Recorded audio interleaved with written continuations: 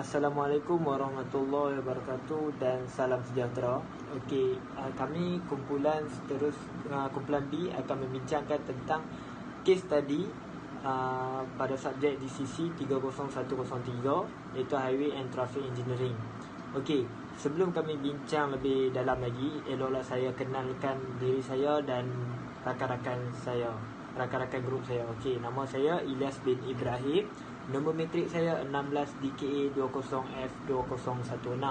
Seterusnya Siti Nur Umirah binti Azhar 16 DKA 2004. Atira Husna binti Muhammad Darul Azam 16 DKA 20F2005. Dan yang terakhir saudara Muhammad Irfan bin Mat Fauzi 16 DKA 20F2006. Seterusnya, saya Siti Nur binti Azhar akan meneruskan dengan ini dengan menerangkan mengenai pengenalan dan latar belakang kajian.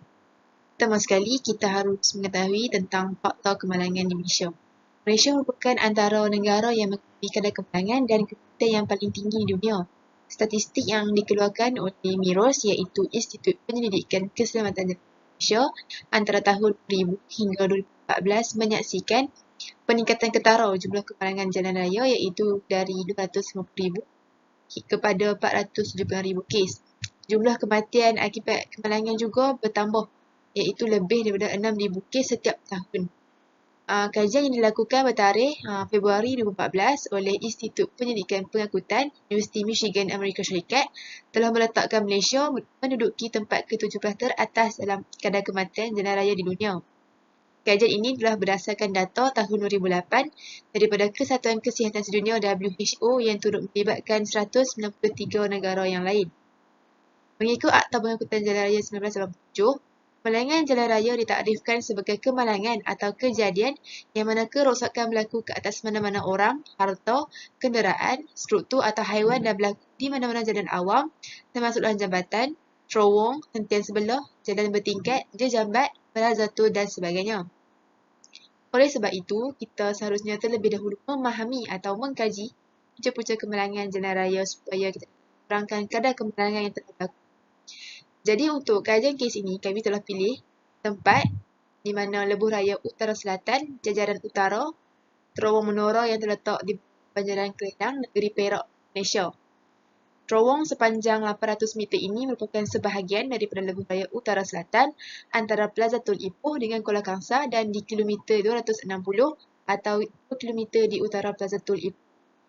Projek lebuh raya yang sepanjang 55 km ini tidak akan lengkap dengan dua buah terowong sepanjang 880 meter dan satu lagi sepanjang 830 meter yang dikenali sebagai terowong menora. Kedua-dua terowong ini tidak sama panjang kerana sudut potongan pintu masuk, keluar dan selekoh yang menjadi faktor kenapa panjangnya berbeza walaupun ianya hanya sebelah. Assalamualaikum warahmatullahi wabarakatuh. Nama saya Atira Husna binti Muhammad Darul Azam. Saya akan jalankan slide yang seterusnya. Pembinaan lebuh raya ini banyak memberi manfaat pada orang ramai sehingga hari ini kerana ia dapat memendekkan perjalanan dari utara ke selatan sejauh 30 km. Terowong menora ini dibuka secara rasmi pada tahun 1986. Ada dua terowong sebelum menyebelah. Selepas terowong ke arah selatan, keadaan lebuh raya agak curam dan berselekor dan banyak kenderaan berat seperti lori dan bas tersasar atau terbabas sehingga ke kaunter tol di Plaza Tol Ipoh. Lebuh raya ini dipanggil jajaran maut kerana brek bas dan lori tiba-tiba tidak berfungsi dan hilang kawalan. Oleh itu, pemandu dinasihatkan agar sentiasa menggunakan gear rendah semasa menuruni sebuah lebuh raya bukit seperti laluan jelapang. Artikel di bawah menunjukkan kes kemalangan jalan raya yang berlaku di terowong menora. Assalamualaikum warahmatullahi taala wabarakatuh. Saya Muhammad Irfan bin Mat Fauzi, nombor kad matrik 16 DKA 20F2006.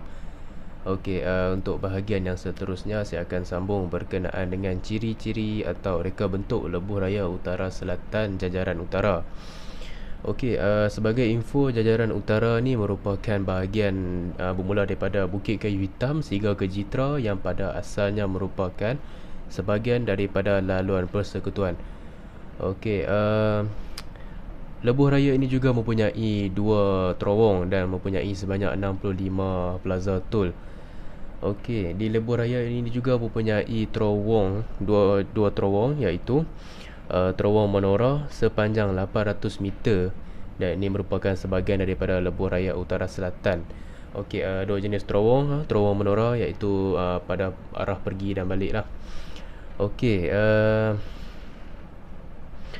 untuk had laju pula di sepanjang jalan Kuala Kangsar hingga ke Jelapang, had laju yang ditetapkan pada sepanjang jalan ini ialah 80 km sejam, kerana kawasan ini mempunyai bukit dan selekoh yang berbahaya lah. So ditetapkan pada kelajuan 80 km sejam saja.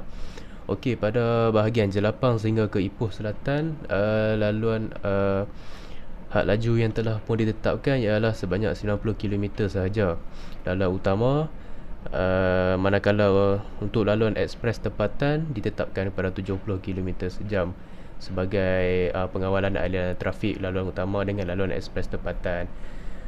Okey, secara umumnya lebuh raya ini mempunyai lorong yang empat lorong. Okey, secara umumnya lebuh raya ini merupakan selebar 4 lorong pada kedua-dua di setiap arah lah. Okey. Okey, saya Ilyas bin Ibrahim akan membincangkan tentang isu permasalahan jalan di lebuh raya utara ke selatan jajaran utara, iaitu terowong Menora. Okey, isu dan permasalahan yang sering berlaku dekat dengan terowong Menora ini, yang pertama disebabkan keadaan jalan. Keadaan jalan yang berlaku dekat terowong Menora ini adalah jalan yang curam. Jalan yang curam dekat lebuh raya terowong Menora ini akan mengakibatkan pemandu akan mudah hilang kawalan kenderaan semasa memandu melaluinya, lalu akan merempuh kenderaan lain. So kalau kata jalan yang curam ni, so especially untuk beginner yang bawa kenderaan, so bila jalan yang curam, mereka akan mudah panik dan mereka akan mudah hilang kawalan kenderaan. So bila mereka hilang ke kawalan terhadap kenderaan, kenderaan mereka akan mula untuk merempuh kenderaan-kenderaan yang lain. Okey, seterusnya selekoh yang tajam. Okey, apabila kenderaan susah untuk dikawal ketika diselekoh, terutamanya kenderaan yang membawa muatan, hal ini akan mengakibatkan kenderaan tersebut akan terbabas. So macam kita tahu, dekat Malaysia ni terlalu banyak kenderaan-kenderaan yang membawa muatan. Contohnya trailer yang kita tahu yang memang sering kali terlibat dengan kemalangan. Trailer, lori pun ada banyak saiz, lori kecil, lori besar. So daripada sini, bila kata depa lalu dekat terowong Menora ni yang mana ada selekoh yang tajam, so bila depa bawa muatan, depa bawa muatan, cara untuk mengendalikan muatan kenderaan tu berbeza dengan membawa kereta. So depa lebih susah untuk melalui selekoh yang tajam. So bila depa susah untuk melalui selekoh yang tajam, so tu yang disebabkan kenderaan lori ataupun trailer ni mudah untuk terbabas. Sebab tu lorong khas patutnya disediakan kepada muatan-muatan yang melebihan. Okey, seterusnya yang disebabkan berlakunya kemalangan. Yang kedua disebabkan oleh kenderaan. Masalah pada sistem brake. So benda ni adalah paling penting pada kenderaan. So contoh kereta, motor, lori, bas, trailer sebagainya, sistem brake adalah satu sistem yang amat penting. Jadi pengguna jalan raya dan pemandu kereta, pemandu lori, mereka sepatutnya lebih tahu tu waktu bila cek brake, waktu bila cek tayar, waktu bila cek minyak hitam. So mereka tahu untuk bila untuk memeriksa dan bawa untuk pergi ke bengkel untuk perbaiki kerosakan-kerosakan yang berlaku. So apabila brake ni mengalami masalah untuk berhenti, contohnya brake gagal untuk berfungsi semasa emergency, semasa kecemasan berlaku di hadapan, ini akan menyebabkan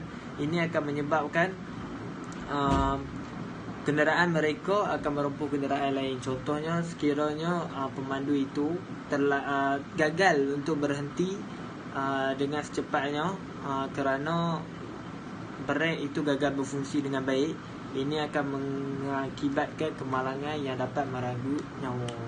Okey, itu yang pertama, disebabkan kenderaan. Yang kedua ialah tayar yang semakin haus. So apabila pemandu yang bersikap endah tak endah, yang tidak mengambil seperti ini, benda-benda seperti ini dengan lebih serius, ini akan menyebabkan menyusahkan pengguna-pengguna yang lain. Contohnya apabila berada di highway dalam keadaan yang okey, lepas tu tiba-tiba tayar pecah, dan disebabkan mereka pengguna-pengguna yang lain tersangkut dan menyebabkan lalu lintas tersebut susah. Ini akan menyebabkan pengguna-pengguna yang lain mengalami masalah lah, dan ini akan mampu juga menyebabkan kepada kemalangan jalan raya sekiranya pemandu-pemandu yang tidak memandang serius terhadap komponen-komponen pada kereta ini lebih berleluasa. Okey, yang seterusnya lain tak bukan mestilah kepada pemandu tersebut. Punca lainnya ialah kemalangan disebabkan oleh kecuaian pemandu. Pemandu yang bersikap cuai ini amatlah berbahaya sekiranya mereka memandu dengan tidak berhati-hati. Ramai pemandu yang memandu dalam keadaan yang mabuk, mengantuk atau tidak sedarkan diri. Risiko untuk mengalami kecelakaan jalan raya adalah sangat tinggi bagi pemandu yang mabuk atau mengantuk. Jadi dalam Malaysia ni kita dah dengar banyak kes kan dekat berita, surat khabar, media-media sosial, yang banyak kemalangan yang berlaku disebabkan mabuk ataupun micro sleep ataupun tak cukup rehat. So pemandu-pemandu sepatutnya lebih beri perhatian terhadap perkara-perkara sebegini. Sekiranya tak mampu untuk membawa kenderaan pada saat itu, berhentilah di ruang rehat dulu, tidur dulu kan. So sekiranya mereka meneruskan juga perjalanan, sekiranya mereka tetap membawa kenderaan pada saat mereka sedang ngantuk, ini akan mengundang ke arah kemalangan dan mengakibatkan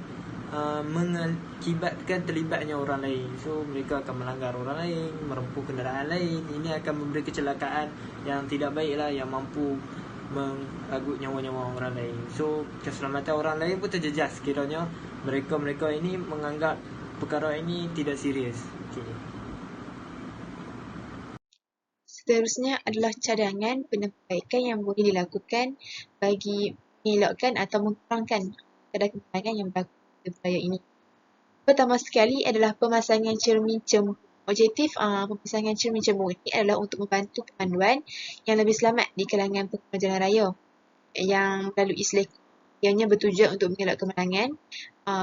Sebabnya adalah apabila adanya cermin cembur, kenderaan yang melalui seleko tersebut dapat melihat kenderaan yang berada di belakang ataupun yang datang dari arah berlawanan. Pemasangan cermin cembur amatlah diperlukan untuk mengurangkan risiko kemalangan jalan raya. Cadangan penambahbaikan yang kedua adalah pemasangan paku jalan atau gelas road start. Paku jalan atau gelas road start tidak hanya dipasang di tengah-tengah jalan. Ia juga dipasang di pinggir kanan dan kiri jalan sebagai penanda batas jalan. Sementara paku jalan yang berada di tengah berfungsi sebagai tanda jarak jalan, terutama yang menggunakan dua jalur. Penggunaan paku jalan berwarna kuning atau merah akan memantulkan cahaya yang membolehkan para pemandu melihat di jalan minim cahaya atau lampu. Cadangan penambahbaikan yang ketiga adalah dengan menambah papan tanda amaran had laju. Ia digunakan untuk memberi amaran kepada pengguna jalan raya supaya memandu tidak melebihi had laju yang ditetapkan oleh pihak penguasa. Oleh itu, pengguna jalan raya hendaklah mematuhi papan tanda amaran tersebut dengan mengurangkan had laju bagi mengelakkan berlakunya kemalangan. Dan cadangan penambahbaikan yang terakhir adalah pemasangan lebih banyak lampu jalan. Lampu jalan ini merupakan lampu yang digunakan untuk penerangan jalan di malam hari sehingga memudahkan pengguna jalan melihat dengan lebih jelas jalan yang akan dilalui pada malam hari sehingga dapat meningkatkan keselamatan lalu lintas. Fungsi utama lampu jalan adalah memberikan pencahayaan bagi pengguna jalan raya sehingga mereka merasa selamat dalam melakukan aktiviti perjalanan di malam hari. Okey, antara cara penambahbaikan ialah menambah papan tanda amaran. Kemalangan banyak berlaku di terowong menora kerana kesurunan keadaan jalan raya serta struktur muka bumi. Penambahan papan tanda amaran sebelum sampai ke terowong menora boleh membantu pemandu untuk lebih berhati-hati. Okey, kedua, pemandu perlu memandu secara peka dan berhemah. Kemalangan juga banyak berlaku akibat pemandu yang tidak berhemah seperti membawa dengan kelebihan had laju, tidak berhenti pada lampu isyarat, memotong secara berbahaya dan banyak lagi. Pemandu juga perlulah mengambil berat tentang undang-undang yang telah ditetapkan untuk mengurangkan risiko kemalangan di jalan raya. Pemandu juga perlulah sentiasa memeriksa kenderaan sama ada kenderaan yang hendak dinaiki itu berada dalam keadaan yang selamat. Okey, seterusnya dari segi pencahayaan. Seperti yang kita tahu, sepanjang lebuh raya tersebut kurang lampu dan pencahayaan. So, pihak berkuasa perlulah mengambil tindakan dengan menambah lampu jalan terutamanya pada tempat yang mempunyai papan tanda amaran. Kerana dengan adanya penambahan lampu, pemandu dapat memandu dengan lebih jelas dan lebih berhati-hati. Pihak berkuasa juga boleh meletakkan lampu amaran solar di bahagian tepi jalan supaya pemandu lebih berhati-hati ketika berada di atas jalan tersebut. Okey, seterusnya pemerhatian jalan. Pihak berkuasa seperti JKR perlulah mengambil berat tentang keadaan jalan. Memandangkan banyak kenderaan yang menggunakan lebuh raya tersebut seperti lori, van, kereta, motor dan sebagainya. So, risiko untuk jalan itu akan rosak adalah tinggi. Terutama pada kawasan yang mempunyai cerun.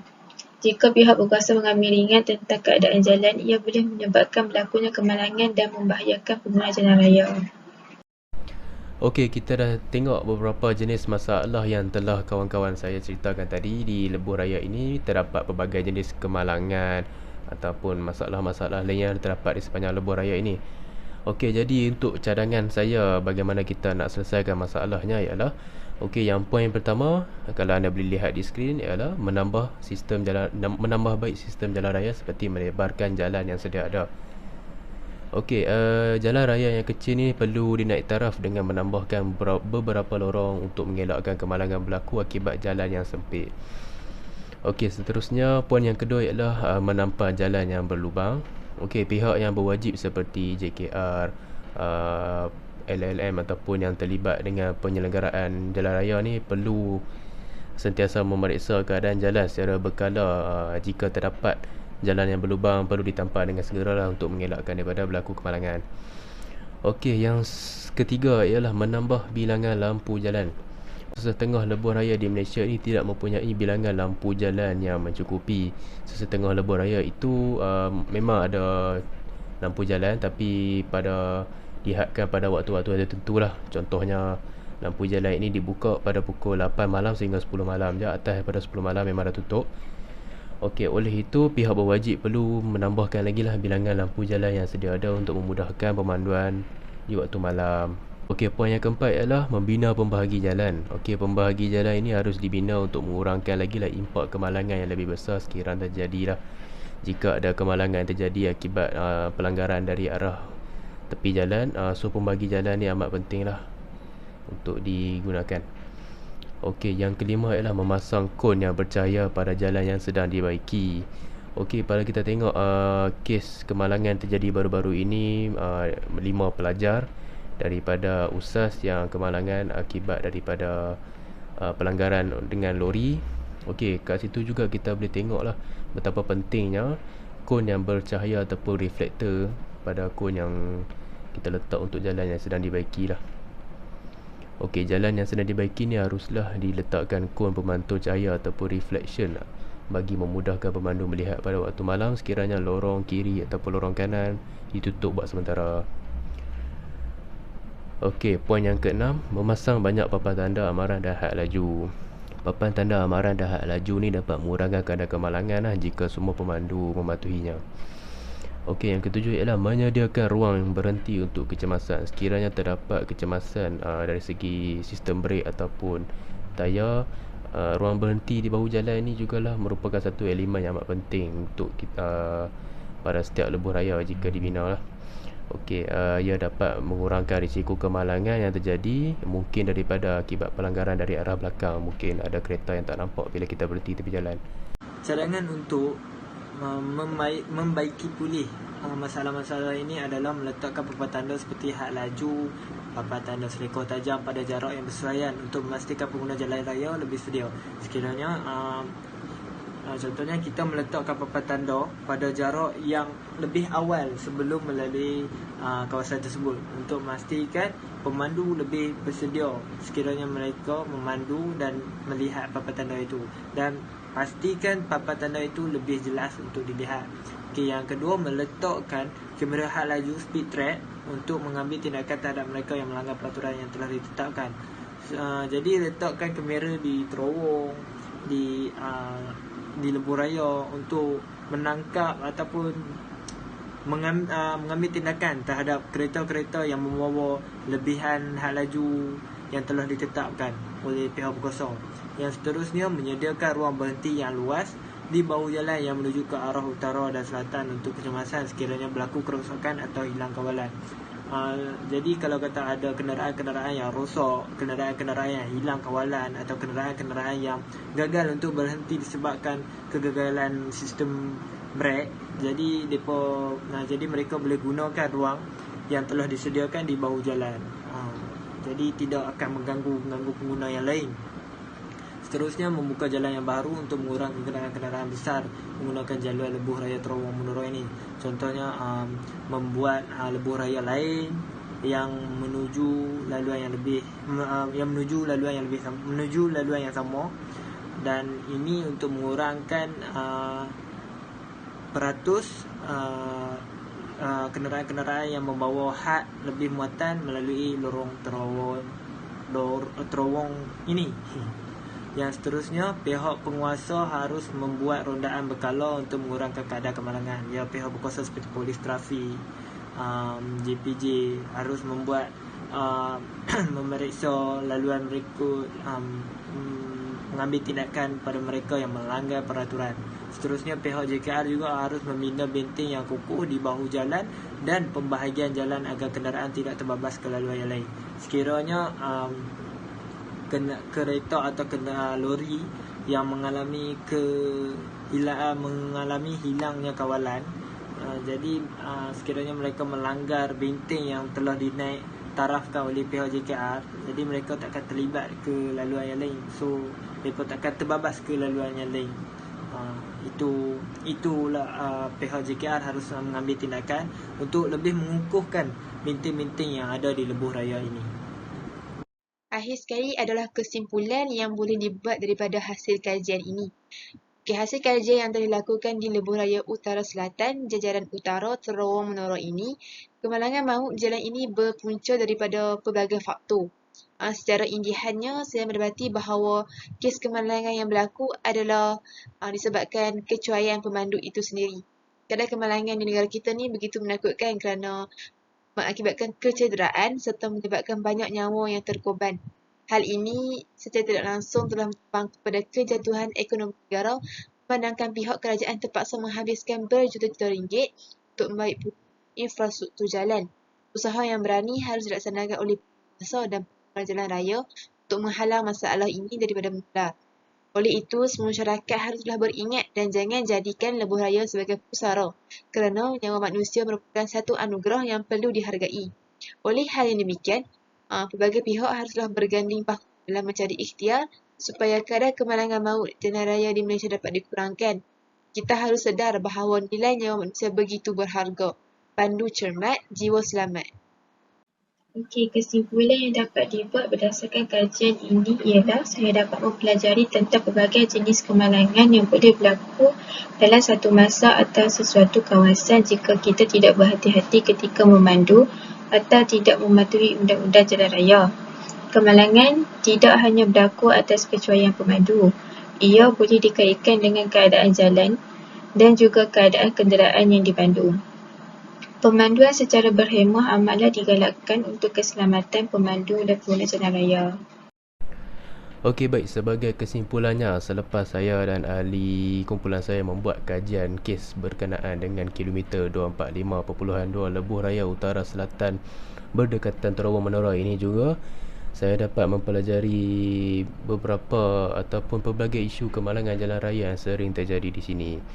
Okey, antara faktor kemalangan yang sering terjadi ialah terdapat selekoh yang tajam dan keadaan jalan yang sedikit curam di beberapa kawasan yang boleh mendatangkan bahaya kepada pemandu jika tidak berhati-hati.